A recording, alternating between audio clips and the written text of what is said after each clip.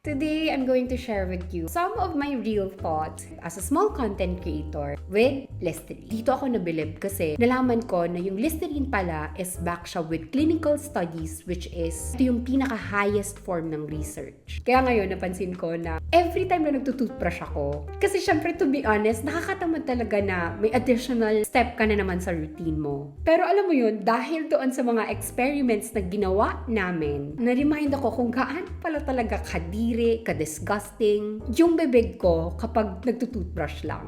As in, crazy but totoo. And one more thing, hindi sila yung brand na, okay, eto yung mouthwash, eto yung kailangan mong i-film, eto yung i-post mo dapat, i-post mo tong mga contents, and we'll pay you. Oh my goodness, ang dami kong brands na naka-work na ganito. No. I really love my whole experience with Listerine kasi they gave us a freedom to post whatever we want. Kaya, sobrang natuwa lang talaga ako sa kanila.